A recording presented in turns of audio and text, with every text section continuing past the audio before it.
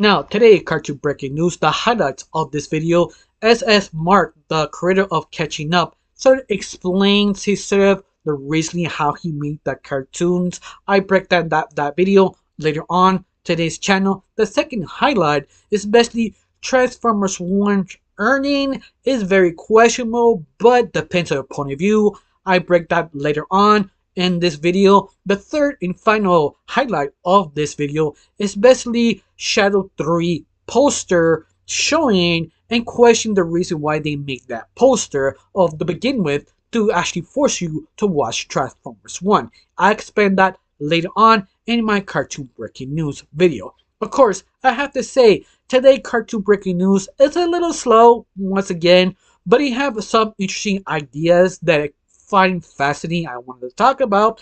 But before I actually start talking about it, my name is Rachel. I like to talk about animation, not just animation, through reviews, first impressions, cartoon theories, and sometimes, if I have some spare time, cartoon breaking news. Of course, you'll like how it's going. I like to help my channel, put like, comment, and subscribe.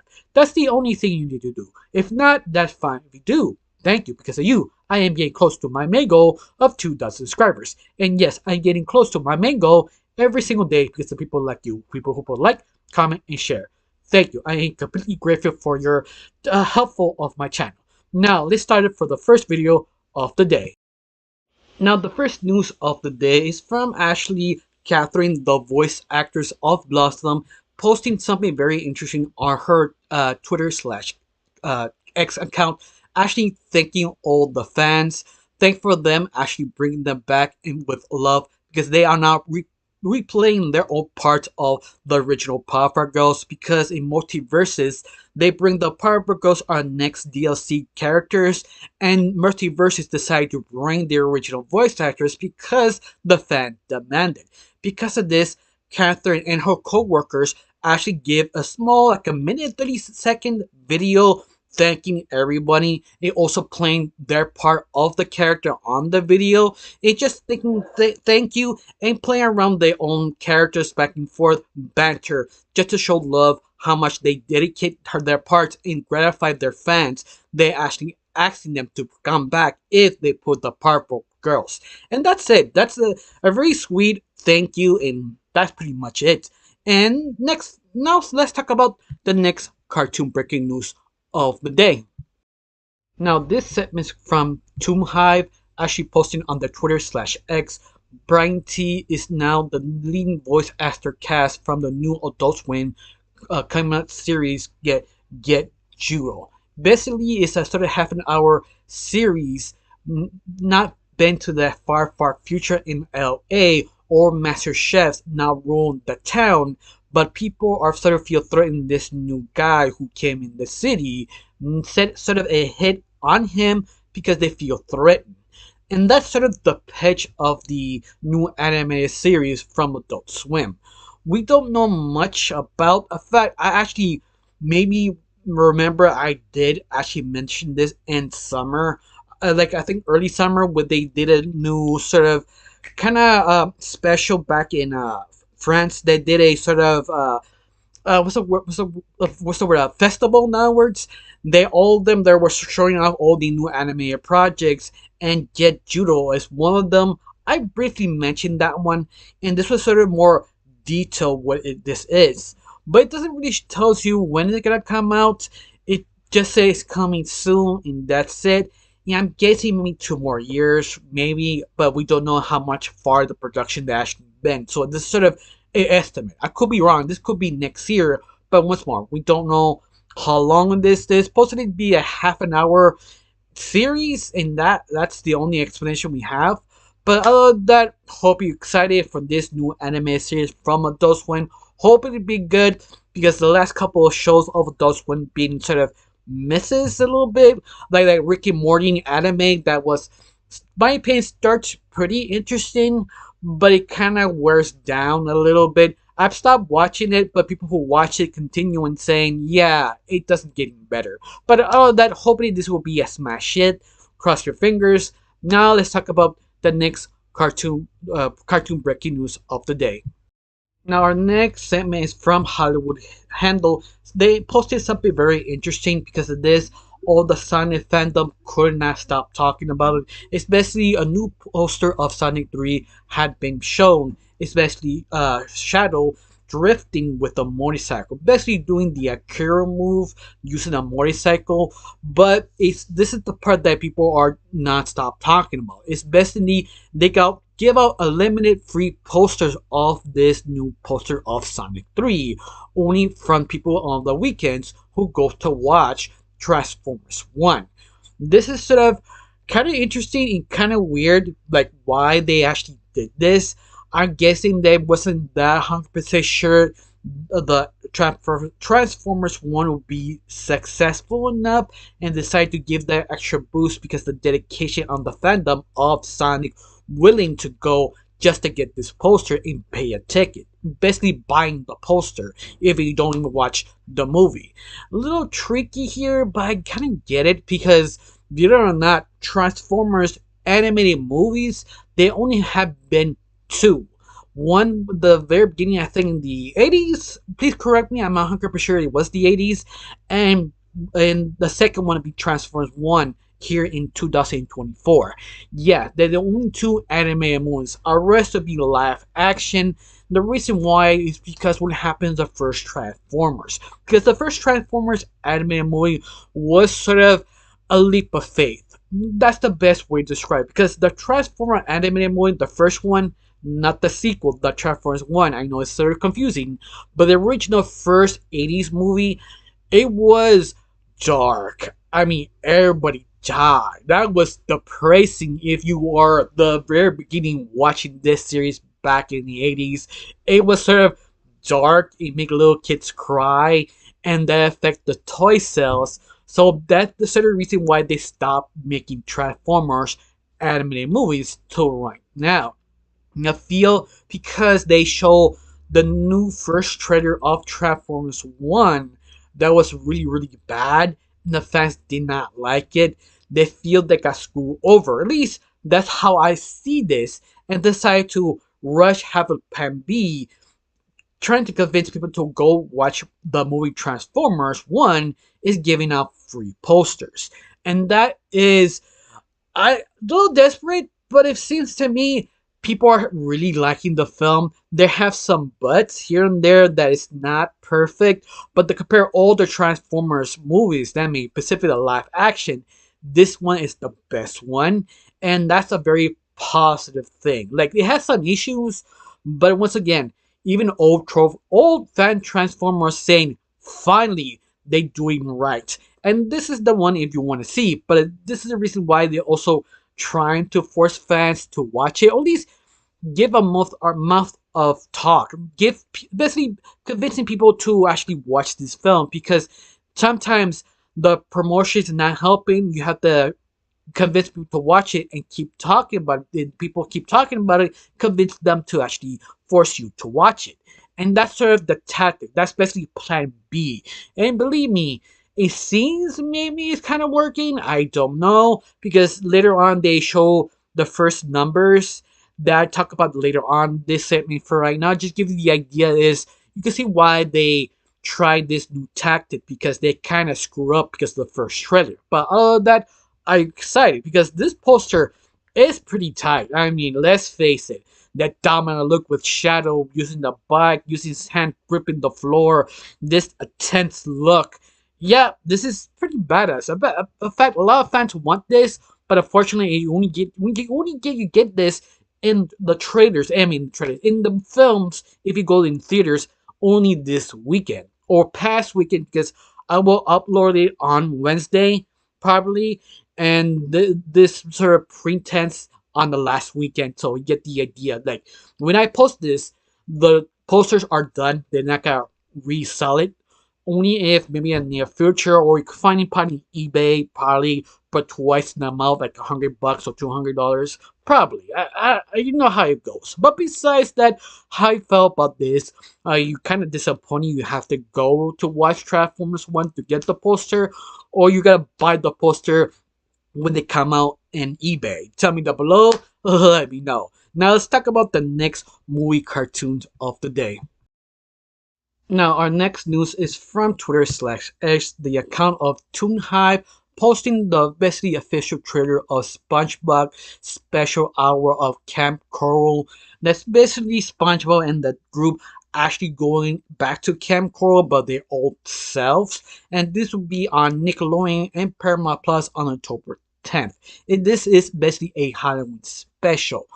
But I just saw the trailer, I was sort of kind of surprised because it looks actually pretty good. Because let's face it, SpongeBob always been dry out now. I know it sounds weird how I said it, but it's more like it just sort of tired. They're making a dead cow so much, it really does not seem the same cow that you've seen like over 10 years ago now, because it really lost its touch. Like it doesn't know what to do anymore. Till I saw this trailer that I kind of want to see it. I have to admit it because it looks actually pretty good. I mean, it's not supposed to be really scary, but it's all about the characters and how they stuck in this sort of scenario. But it seems to me they all fall into horror tropes done actually pretty well. Or at least kind of looks like it. But I could be wrong because it's SpongeBob. Because SpongeBob is a little out of touch sometimes. I mean, a little touch is like it has a lot of money, but every time they do something, I feel sort of forced to be uh, kind of like over exaggerating in other words. Yeah, I think that's sort of the major problem of SpongeBob now today. But this special could be a kind of a special surprise downwards. It could be a really great special, or it could be really wrong. Especially they showing a lot of little horror tropes, like going to Camp Coral, SpongeBob in a group, but the vehicle failing. They actually find people dead bodies reappearing. That little tropes of horror that we have to escape the bus and the bus exploded. They escaped the bridge exploded. And they gave him sort of cliche after cliche of horror if you know your horror tropes. Like we have no choice if to go to the haunted what's it called? Um Mountain or caverns, and the cameras self-destruct. And that's sort of the trope. You usually have to force the most darkest, dangerous route, and they just keep saying cliche after cliche. Yeah, I think that's sort of hilarious, but yet I could really go wrong with this because once more, it just made me a small couple good jokes shown. The rest of it could be terrible. But honestly, I hope I'm wrong. I hope I'm wrong. That maybe I gotta watch it. I'm not sure. I don't know you. Are you giving this another chance? Because this will come out in Paramount and Nickelodeon on October 10th. So it's up to you if you gotta watch it or not. I got nothing else to say. Let's talk about the next cartoon news of the day. Now, our next news is from Twitter/X from DTVA News. It's basically a kind of fad news website. It's very accurate about anything Disney animation. And today they're posting something kind of fun. Basically, Mickey Mouse Halloween stop motion shorts are naming Mickey Mouse Spooktacular Tales. This short will be released on October the 2nd on Disney Plus. This short it's basically gonna be a Halloween short stories around a campfire. And that's all it says because it doesn't really has basically the trailer of the shorts. They just have photos, and the photos of all the stop motions looks pretty good. It looks very promising. That hopefully this could be a really fun 2 minute shorts or episodes of this, but it doesn't say how many. So this is sort of a surprise. This could easily be an easy win from Disney because let's face it, Disney is getting L after L of so many things. And this is probably what many fans kind of want. Let's face it, Disney thrives of small projects and creativity. And this is sort of kind of the theming of especially Halloween of Disney because Disney parks has that sort of not really scary Halloween sort of party. I don't remember how you're supposed to say it, but I think that's like the way you're supposed to say it. Basically, it's sort of kind of themed Disney, but trying not to be scary. It's kind of fun. It's very popular. It feels this was sort of a spiral of that, but they took it a different take on it and feels very creative and fun. At least the photos I see right now. But all of that, hope it'll be kind of fun. Hope it'll a little bit longer than 2 minutes. Hopefully we have a couple of them, but it just says shorts. Doesn't say the amount of. It just says a couple of them. So I guess in 2, 3 maybe. Hopefully these 6, I'll be fine with that. I don't know you how many different shorts you want for a campfire for a Mickey Mouse. Or a couple of 6 or 7. Tell me down below. Let me know. Now let's talk about the next cartoon breaking news of the day. Now this segment is sort of a little bit off topic, but it's the same thing. It's sort of animation news. But if you don't know, Lionsgate, or at least Undiscussed Films reporting of Lionsgate making a deal of AI company called Runway, who actually making new generate AI for the library of Lionsgate to help the creators to be more creative of their film and television projects. Now, this is very important in animation because they basically, in the near future, want to remove writers and animators just to make it just AI. That is sort of the planning stages, but a lot of people hate this because it's sort of obvious. It's super hollow. That you cannot remove the human experience on AI. In fact, a lot of people are commenting down below of this sort of post of disgusting films, and people really hate this because they're removing animated jobs, specifically also writing jobs for animators, but not just animation, also live action and TV, and people who write and direct films. In fact, you could easily replace an actor just simulating different body parts, what people like or dislike as a person, and shaping that character of that project. And that's the thing people hate. It's super hollow. They just don't love it. But the reason why they trying Lionsgate to sign in a company, Runway company, to get this AI is because Lionsgate is having L after L after L so badly they are close to being bankrupt. So yes, they actually this company to be basically broken because it doesn't have enough money to gain back anymore because they spent so much money of the last couple films completely failure.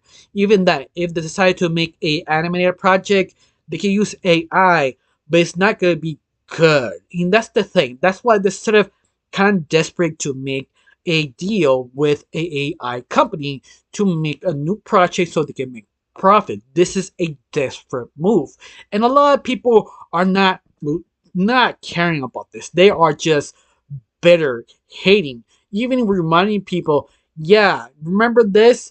They actually getting a lawsuit AI.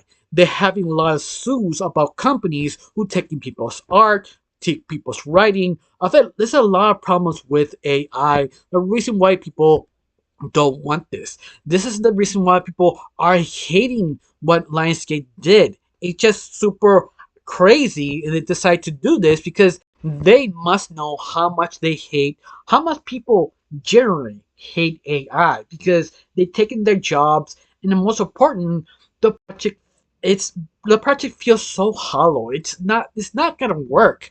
In fact, put it this way. Look, let me make this clear.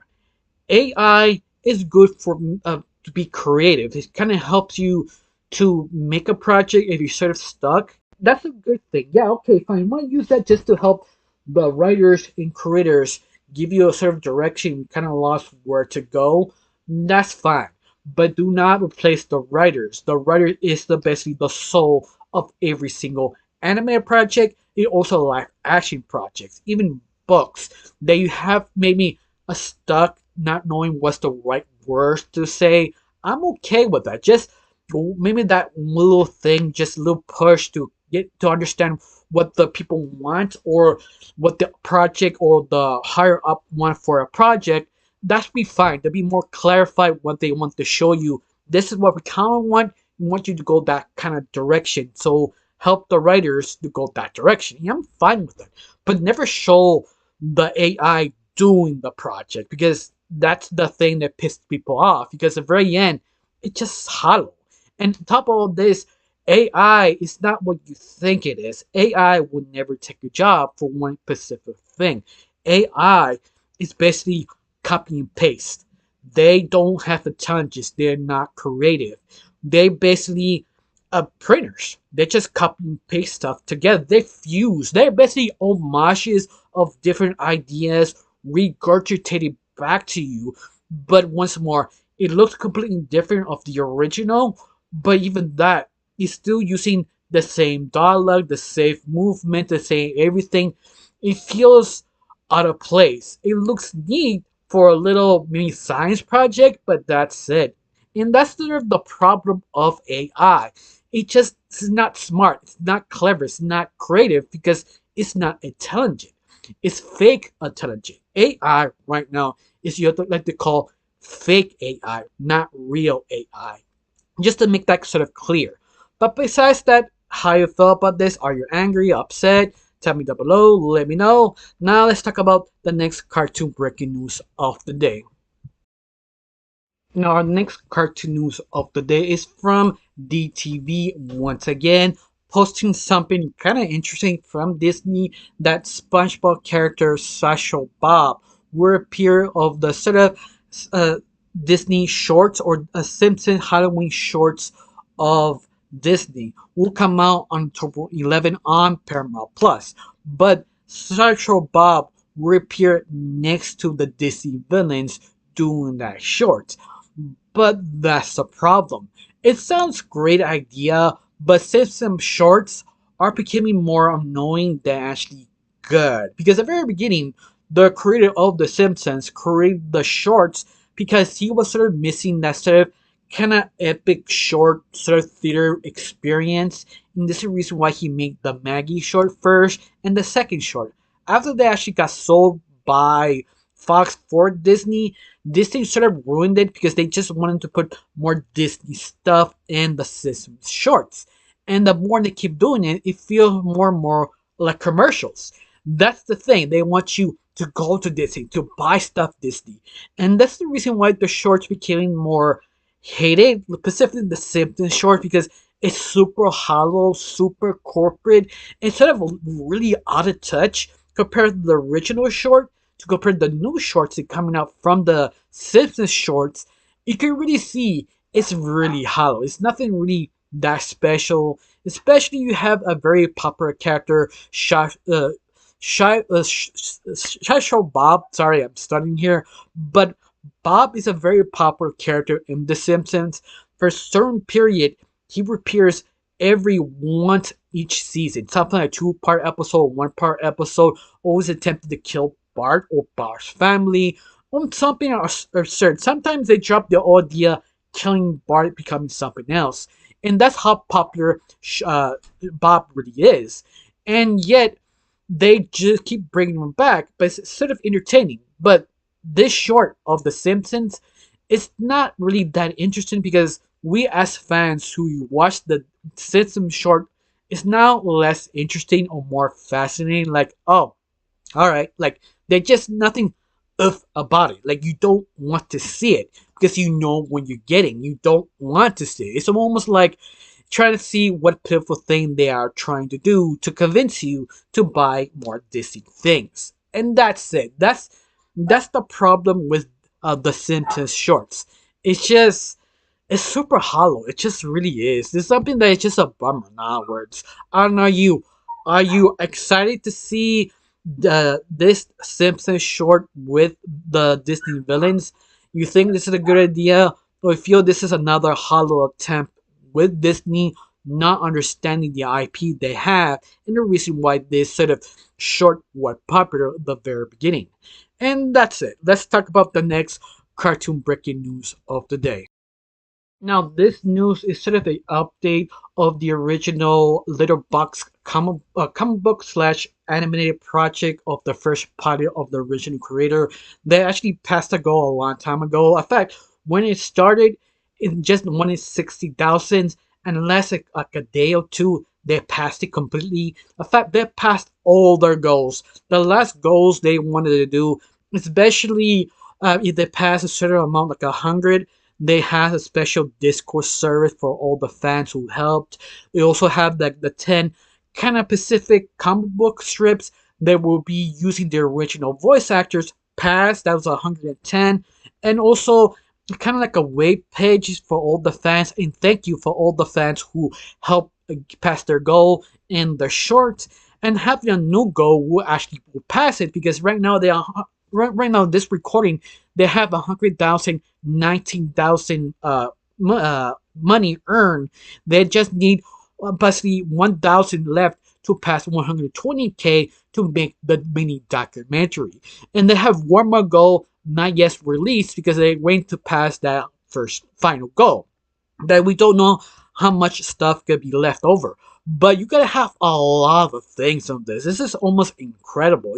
That's super rare to see, because sometimes, if let's say you have a very love comic strip and people want to see this animated, it's sort of hard to actually have fans to back you up because they're not sure how popular you really are. Could be easily backfire. But no, I think because this creator, she actually wanted this to make this an animated series, and she dedicated hard to make this work, and she really did. She had a very strong loyal fan base who believed in her to make this pilot.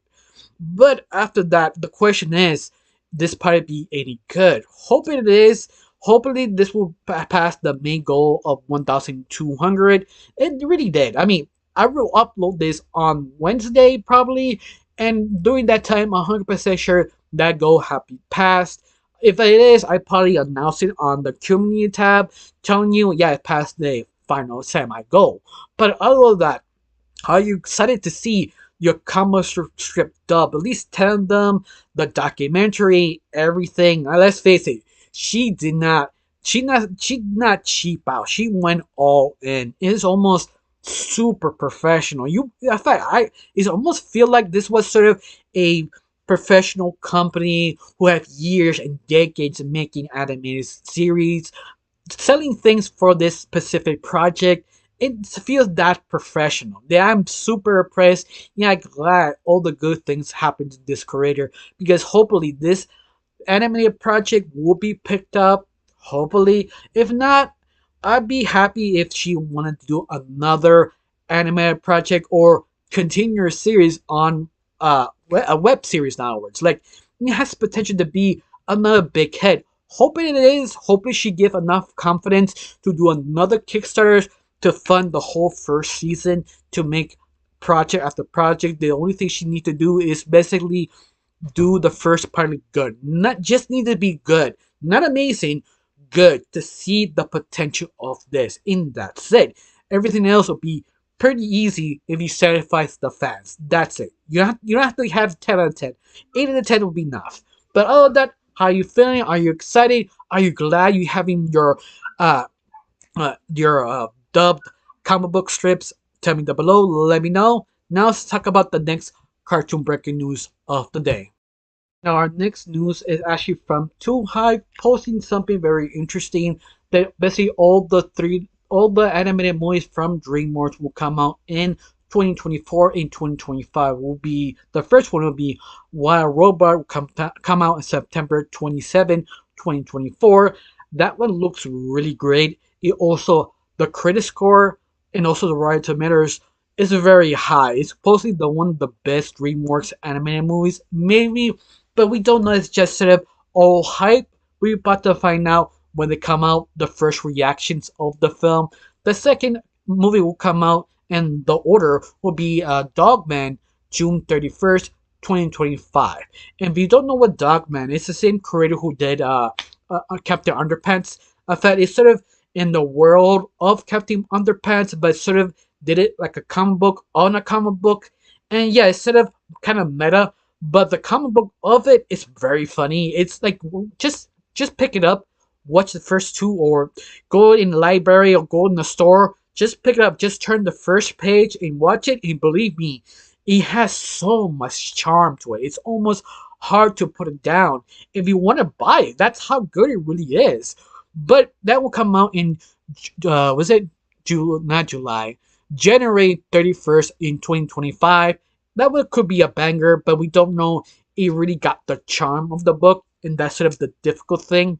Besides that, you also The Bad Guys 2, August 1st, 2025. And the bad guys is the one that everybody wants to see a sequel because it has the most potential. But the only problem is the specials. Goddamn, the specials are just kind of killing the hype, really, because the specials are not doing good. It's something like it's almost painful to watch. That it has potential to be great shorts, but or not great shorts, great specials, but it's not. It doesn't have the love like the movies, and that's the problem. But besides that, the Bad Guys 2 can easily wash that away. It depends how good the Bad Guys 2 could be. Maybe. Just be hyped for that specific due date.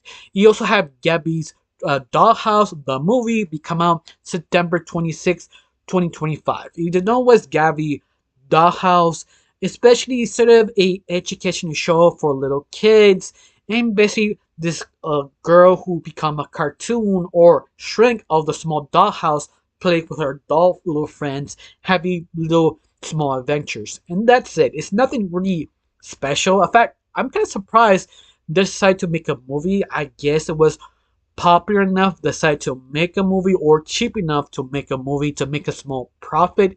To me, it's sort of a low budget, but it feels like they can have enough of a reason to make it. And I feel that's the reason why they're making it have a big enough fan base to convince little kids, to convince their parents to drag them in the theaters to watch this. But I'm okay with that. It's just sort of weird they decided to do this. They could easily drop it on Netflix and they chose not to. It's kind of strange. But all of them to me are bangers. Even the Gabby's Dollhouse, that still win. Doesn't really matter. But all that's which the most excited.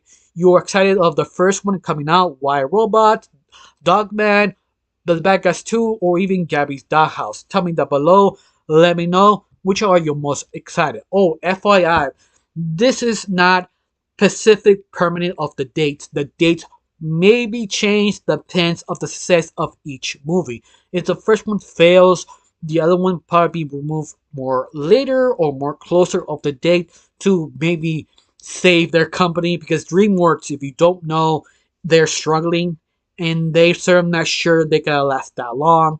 So these films are kind of very kind of uh basically nervous now. They're not sure they can actually be successes. So cross your fingers, at least 3 out of the 4 be successful. One can fail, be fine. It's just sort of hopefully it'll be a good run for them. But I don't know that I can really say much.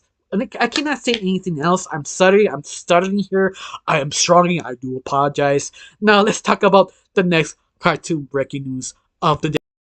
Now, this statement is a little bit interesting, a little different, because it's sort of speculation a little bit from Spickers. If you don't know who I'm talking about, Lemur Spickers is the one who created Motor Drones and Cliffside.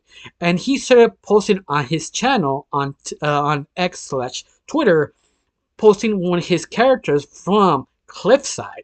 And he just said, it's alert, and that's it. And that's just sort of interesting because you see the spider character that everybody loves, and people are just retweeting this, wondering if he's telling us something, he's coming back to Cliffside, will be another part, or just fan art. We just don't know. In fact, a lot of people want to see a part 2 of Cliffside. Of course, if you never heard of what is Cliffside, but you heard of Motor Drones, is Cliffside is sort of his, I think, first or second web series he created from YouTube. And Cliffside has a huge fan base. His video of that Pacific One pilot has total, I think, 1 billion views or something like that. You can see why he's super successful of his field, because he understands character, he understands dark, sexy humor pretty well. And Cliffside, just to tell you the short story, what it is, basically, this one guy who lives in sort of the West, in a way, that he has sort of monsters reappearing, killing everybody, but he keep narrating and cutting back and forth, saying he is the most toughest, ruthless person in the world. But in the end, he's just a kind of pathetic, kind of loser who pretends to be rough and tough, and everybody pushes him till he meets this monster female creature who is the spider lady, who is now obsessed with him because he helped her stand up with a different monster who is basically her bully. And this is why she's sort of obsessed with him. And that's sort of the whole pilot. At least part of it. You could watch the pilot, believe me, it's very good. The animation is kind of janky, but you could tell it has so much potential because it leaves a lot of clues in the pilot to understand something bigger is going on behind the scenes, but it's not yet revealed because it's a pilot. And people believe this is the one who was picked up with Glitch Productions, but it wasn't. It was Mother Jones. And people still want a pilot. In fact, not a pilot, a second part of this.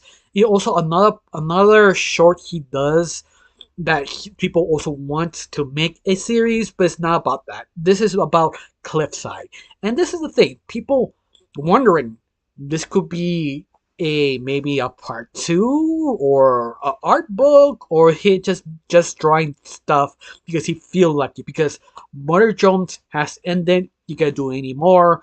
Then that's sort of the curiosity thing that people are wondering. But yet people are still begging him to make a part two.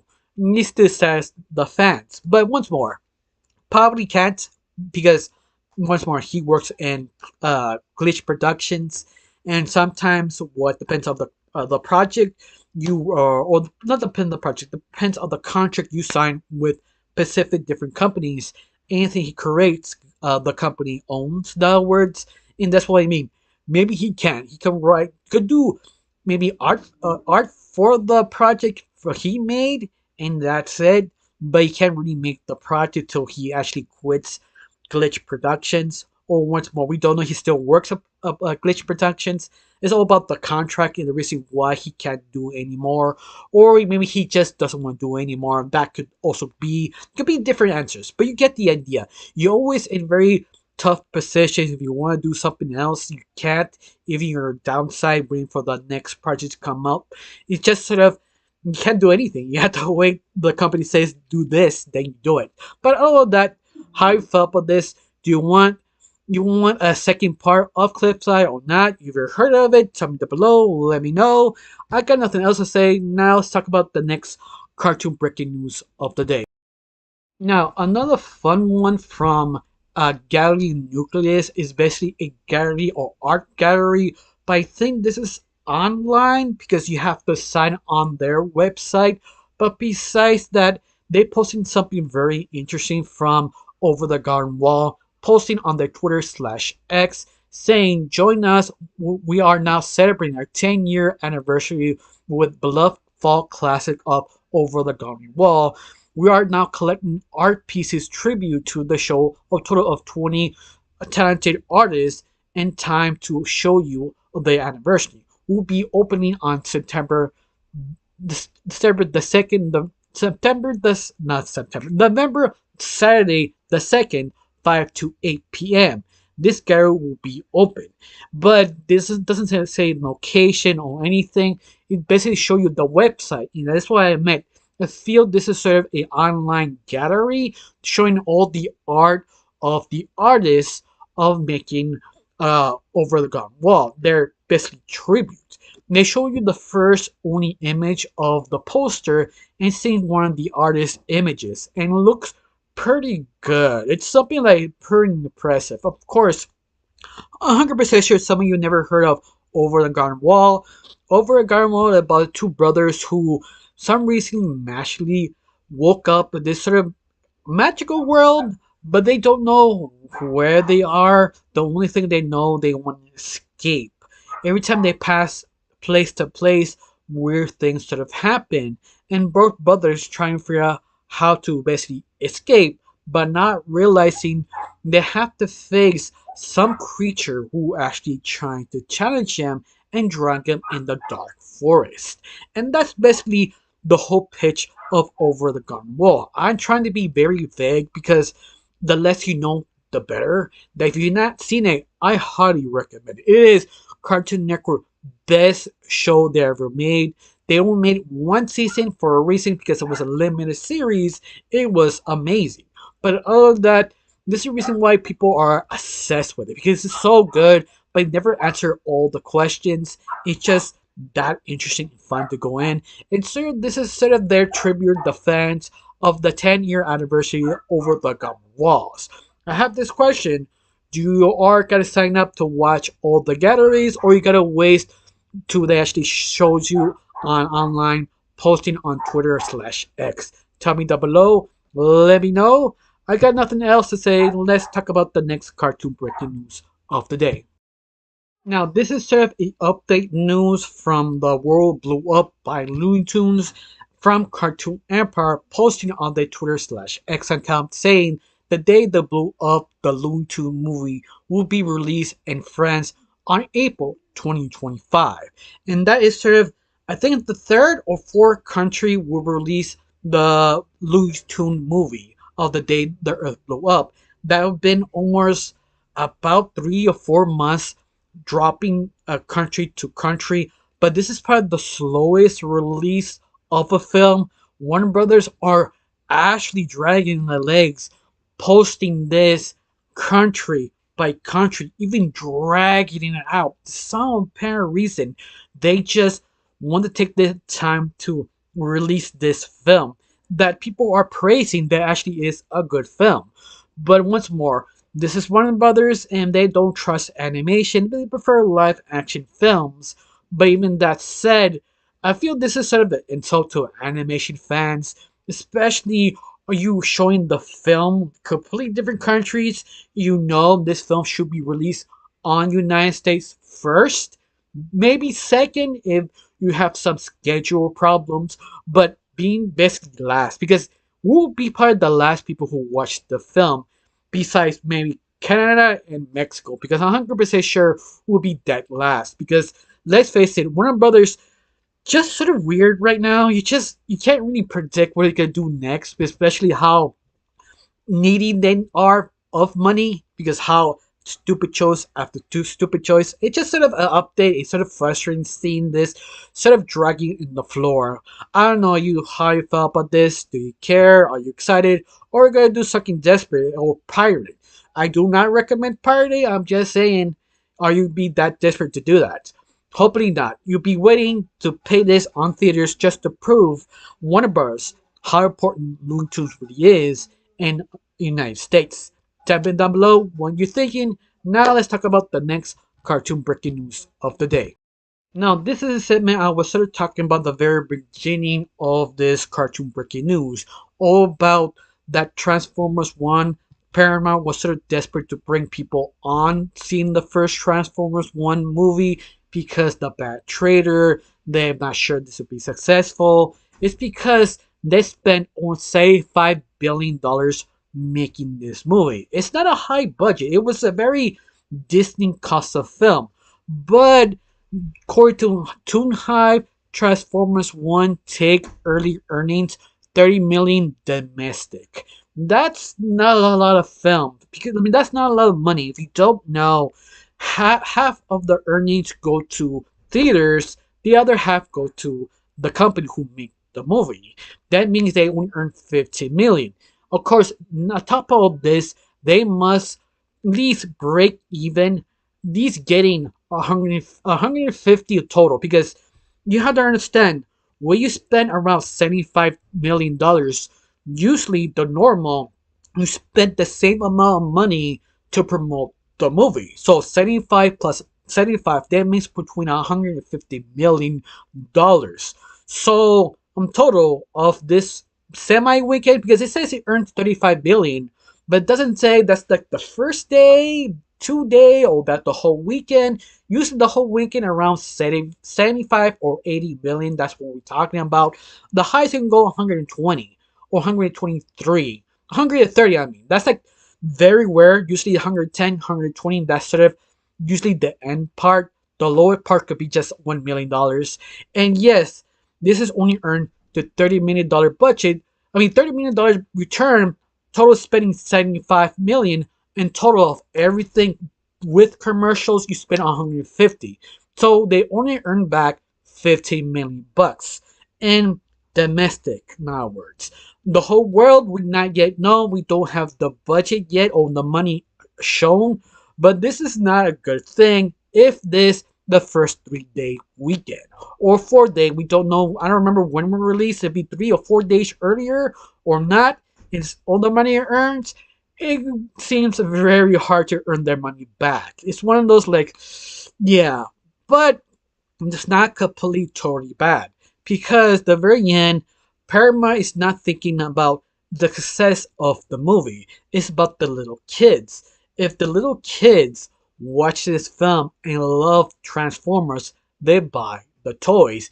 Even they just earn back $75 million. And that $75 million, half of the people who bought them are little kids. Each little kid probably won 2 to 3 toys of Transformers, or the whole set. We're talking about maybe another 75 or $100 billion just buying the toys of the first kids or the first new generation who saw Transformers 1, who really liked it and bought the toy. So they just need to break even. That's all they need to do. They just need to earn $75 billion. That group of people will basically quantify all the money they lost buying all the toys. So this not completely bad. That's why this type of IPs you never should worry about. They just need to break sort of even, and that's it. The rest will pay by itself by toys, merch, in other words. So this is a good thing. This is a bad thing. Bad thing depends on your point of view. In businesses, this is fine. They just need to. Hopefully, people will buy a couple. Bring more kids next weekend and add up to at least hopefully 75 or 80 billion, and that's fine. On top of this, this is in United States. Outside, also quantified how many people who buy it. If it's successful outside of the United States, that even plus for them. That's just more money, more earnings. This is how they make their money back of this type of IP. It's just sort of how you approach it, in other words. So this could easily be a failure. That'd be fine. Doesn't really hurt the value of Transformers. This is that they make another sequel, but they have to make sure lower the budget a little bit more or keep the budget the same. But after that, it depends on you. How you felt about this. Do you care? Do you not care? Tell me below. Let me know. Now let's talk about the next cartoon breaking news of the day. Now our next segment is from CBR webpage. It's basically a news article and all talking about Fist of the North Star remake. I read the whole thing. It's very short. It's straight to the point. If it's basically doing an uplift of the new animated series of Fist of the North Star. Now, if you don't know what is Fist of the North Star, basically it's sort of an animated back, I think in the 70s. I remember it was the 70s or 80s. I think it was the 70s. Basically, this whole anime or manga was inspired by Mad Max Fury Road, the original one, the one from the 70s or 80s film, but sort of reproduced by Hollywood. Usually, anything from the 70s or 80s, the body types are usually grown as adults, will be tough and badass, something like Stallone, Van Damme, Arnold Schwarzenegger, etc. But you see the inspiration of this manga slash anime of Hollywood sort of mainly type of cast. Now, what is the story of Fist of the North Star? Basically, this Fist of the North Star is basically follow this guy who is a master of this specific martial art that called Fist of the North Star. But he's trying to hunt down the man who killed his master. Sounds cliche because it's from the 70s.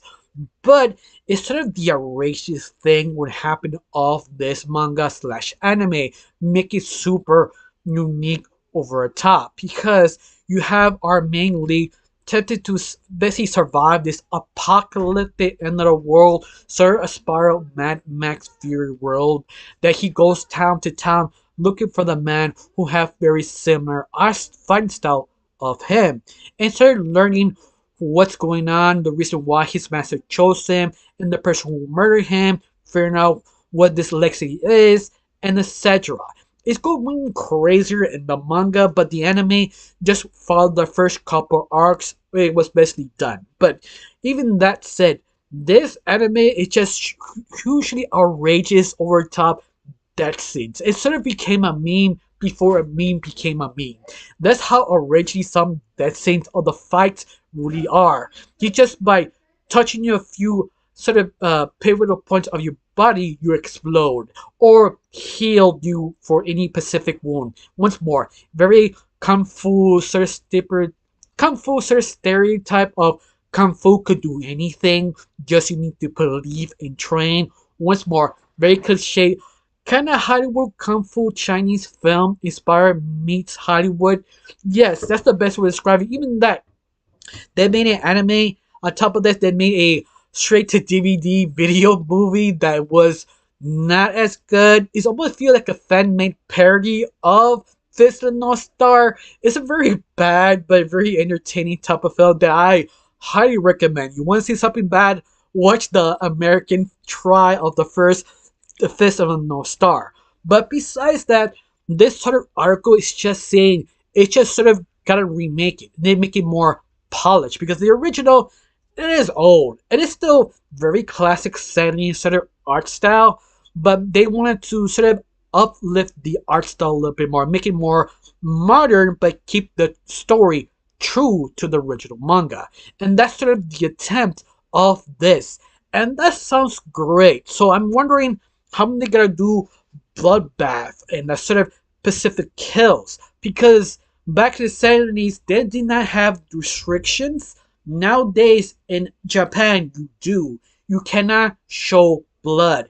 You can kind of show people ripping apart, but it's sort of forbidden in normal television in Japan. This is the reason why you do not see a lot of gore in anime nowadays. The last 20 or 20 some years, they stopped doing that. It's just very rare when you see that. The only time you can see that is on basically like Terminator, the anime that come out a couple of weeks ago.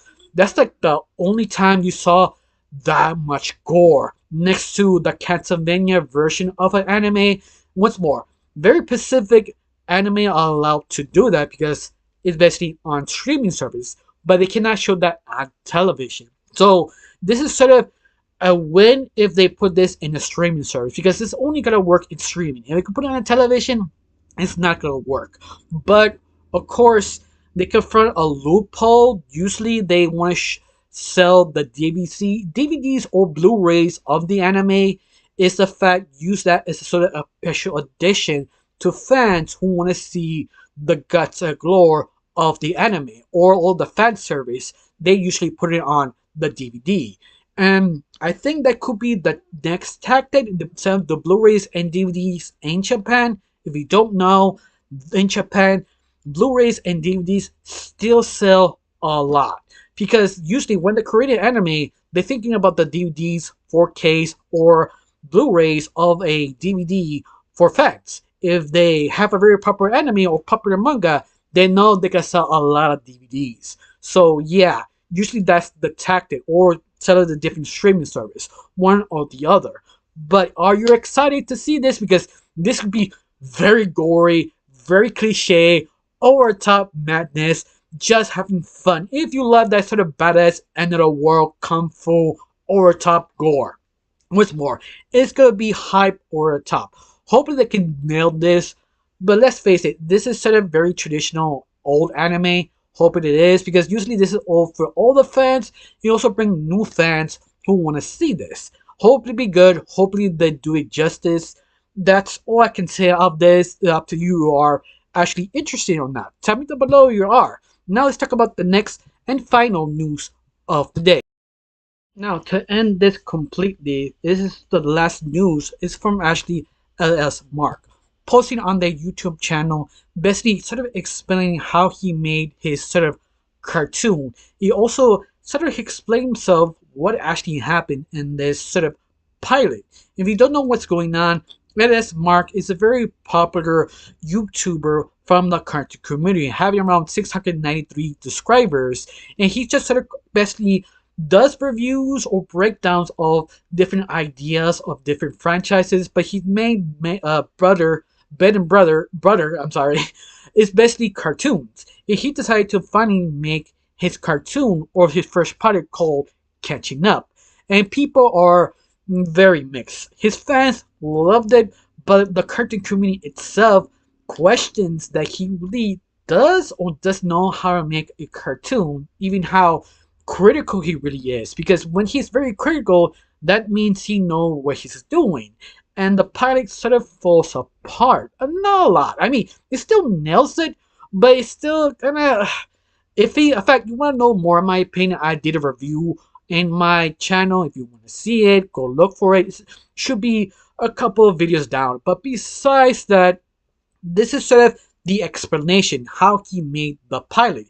It explains so much. Like every single decision is just mind blowing why he made those decisions. Because a lot of people want answers like how this became this. Like what was the reasoning? And he explained it pretty well. I think that's one of the biggest talents of SS Mark, that he knows how to explain things pretty well. That he was sort of making not making, it's more like he wasn't sure himself. Every time he made a storyboard about the pilot, he decided to change it over and over again. And you can see all the changes. He gave you sort of sneak peeks of all the ideas when it became the final product. And you see how he says you sort of kind of paste some of it and combine it to make the pilot. And you can see where it's going, but you can see why it became a sort of kind of diluted a little bit. Once more, I don't hate the pilot. I think it's good. In fact, the whole community says it's good, but it's not amazing. It needed something to make it clear enough, and that's sort of the issue. It was too long, too cluttery, but yet the characters were likable enough to make it interesting onwards. But even that, he did have another polyhuman of the original characters, but he's second guessing himself, so he decided to scrap that and make the one he made. But I'm realizing the other one was actually pretty good. It was actually, according to him, it was better what he made of the pilot. But he sort of basically doesn't have enough confidence, and that's what's sort of so interesting. I highly recommend it. Watch this, How I Made My Cartoon. It sort of explains everything. The reason why you kind of hate it, it just sort of explains what the decisions he make. Also explains why he decided to make this and chose specific people for the art. It's just sort of things that have happened, in other words, and that's just fascinating. Believe me, if you loved it, watch the video. If you hate it, watch it because it does explain so many things. It just sort of astounds me how many weird mistakes he did because he's just sort of doubting himself so much and panicking. But be fair, to produce your own cartoons, you do need a lot of balls to actually do something, because you easily be criticized how bad the cartoon really is, or it's not to his standards because he made the standards too high to actually make it a bad one. In other words, like he sort of kind of bit his own ass, in other words, type of situation, because it just has such a high standards. You expect something good of him. This is a lot of cartoon community members wasn't really impressed about his cartoon. But once again, this is the thing you like, SN Mark. He would take the L. Like, yeah, I can see why I did wrong. Yeah, I did this. Yeah, he did this. He never was jetty. He just, yeah, I messed up. On top of this, he attempted to do a second part by Kickstarter, who just need about 480 I guess pounds or American dollars. I'm not sure, because every time I come back, the number changes. So I'm guessing 400, or let's say 50,000 he needs to cover the second episode. But it's been like about 3 days that I was expecting to be completely, I don't know, earn his goal. But no, it just stopped to $23,866,000. Like he kind of almost halfway, and that sort of astounds me. Usually, someone this popular, they automatically be funded because his fans are that dedicated, and it kind of did jump the very beginning. It just stopped a little bit. I'm guessing a lot of people are not fully convinced of Mark doing it. Of course, in the explanation, he does say he's not completely worried. If it fails, it fails. And what's more, this is the reason why I kind of like SS Mark. He just He knows when to take a L. He knows, yeah, he's not fully confident this will be a full funded project onwards. But who knows? Like maybe he funded himself the second episode, or he just drop it, he come back a couple years later to have more experience understanding and telling stories. Because it really shows he did not know or not know, he did not have enough confidence and experience under his belt. Like doesn't matter what you make, just be confident once you want. Because you wanted that, you do it. You don't judge, you don't fix it. Leave it how it is and take the L. And that's what he's doing. That's the thing I am very impressed about him. I highly recommend watch the video if you're curious. All the little things he did, how the show became, how the pilot became that onwards. I don't know you, how you felt about this. Do you kind of glad he sort of explained himself to understand better or not? Tell me down below. I got nothing else to say. Just thank you for watching. Don't forget to subscribe and have a wonderful day. Bye.